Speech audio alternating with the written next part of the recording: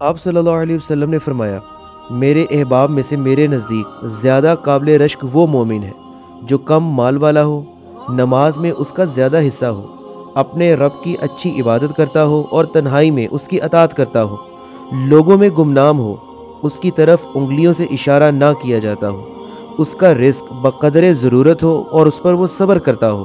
پھر آپ نے 2 انگلیاں مار کر فرمایا، اس کی موت جلدی آئے گی، اس پر رونے والے کم ہوں گے اور اس کی میراث کم ہوگی۔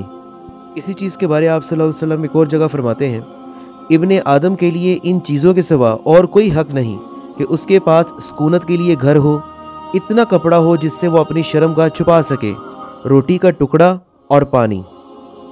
لیکن اس کا یہ ہرگز مطلب نہیں کہ اسلام جو ہے وہ رہبانیت کا درس دیتا ہے یا تارک دنیا ہونے کا درس دیتا ہے، جس طرح عیسائیت کے اندر اس چیز کو پریکٹس کیا جاتا رہا ہے اور ابھی بھی کیا جاتا ہے، یا بدھزم کے اندر اس چیز کو پریکٹس کیا جاتا رہا ہے، اور رہبانیت جو ہے وہ بدھ مت کا شعار ہے۔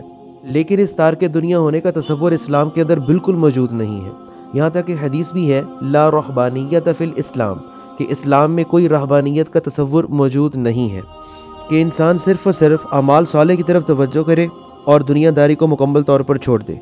اللہ تعالیٰ نے انسان کی فطرت اور اس کے فطری تقاضوں کے مطابق دین اسلام کو وضع کیا ہے۔ انسان اپنی طبعی اور شہوانی تقاضوں کو اللہ تعالیٰ کے احکام کے مطابق پورا کرتا رہے اور اللہ تعالیٰ کی عبادت کو سر انجام دیتا رہے اور دل سے اللہ تعالیٰ کی طرف متوجہ رہے۔ انسان اپنی ذمہ داریوں کو پورا کرے اور پورا کرنے کے لیے کسب معاش میں پورا حصہ لے اور اس کے حلال تلاش کرے، کیونکہ رزق حلال جو ہے وہ بھی عبادت ہے، اور اللہ کے رزق کو تلاش کرنے کے ساتھ ساتھ ان مہمات میں اللہ تعالیٰ کی عبادت اور اس کی یاد سے بالکل غافل نہ ہو، نہ دنیا کی زیب و زینت میں مکمل طور پر غرق ہو کے رہ جائے کہ خدا کو ہی بھول جائے، اور نہ ہی جنگلوں اور پہاڑوں کی طرف نکل جائے اور غاروں میں بیٹھ کر عبادت کرے کہ وہ اپنی دنیا داری کی تمام ذمہ داریوں کو نظر انداز کر دے۔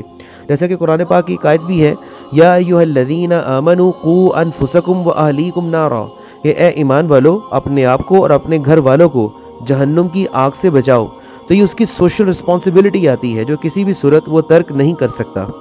جو 2 احادیث میں نے شروع میں بیان کی تھیں اس میں دراصل ایک اپروچ کا ذکر کیا گیا تھا کہ آپ نے اپنی معاشرتی ذمہ داریاں ساری نبھانی ہیں، لیکن آپ کی جو اپروچ ہے وہ دنیا کی طرف مشغول نہیں ہونی چاہیے، بلکہ دنیا میں انسان کو ایک مسافر ہی کی طرح رہنا چاہیے اور ہر وقت اللہ تعالیٰ کی یاد میں اس کو غرق رہنا چاہیے۔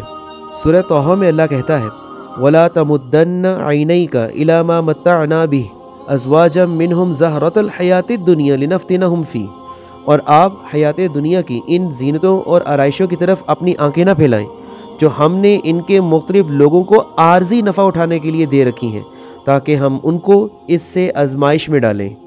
آپ صلی اللہ علیہ وسلم نے حضرت سلمان اور حضرت ابو درداء رضی اللہ تعالی عنہما کو آپس میں بھائی بنایا۔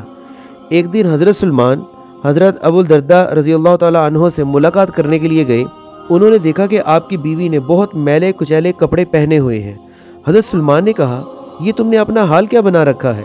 انہوں نے کہا، تمہارے بھائی ابو درداء کو دنیا سے کوئی دلچسپی نہیں ہے۔ بعد میں جب حضرت ابو درداء آئے تو انہوں نے حضرت سلمان کے لیے کھانا تیار کیا اور ان سے کہا کہ تم کھانا کھاؤ، میں تو روزہ دار ہوں۔ حضرت سلمان نے کہا، میں نہیں کھاؤں گا حتیٰ کہ تم بھی کھانا کھاؤ۔ پھر حضرت ابو درداء نے کھانا کھایا۔ جب رات ہوئی تو حضرت ابو درداء نماز پڑھنے کے لیے کھڑے ہوئے۔ حضرت سلمان نے کہا، سو جاؤ، بس وہ سو گئے۔ کچھ دیر بعد پھر اٹھے۔ حضرت سلمان نے کہا، سو جاؤ۔ جب رات کا آخری پہر ہوا تو حضرت سلمان نے کہا، اب اٹھو۔ پھر دونوں نے نماز پڑھی۔ تب حضرت سلمان نے کہا، تمہارے رب کا تم پر حق ہے، تمہارے نفس کا تم پر حق ہے، اور تمہاری بیوی کا بھی تم پر حق ہے، تو ہر حق والے کا حق ادا کرو۔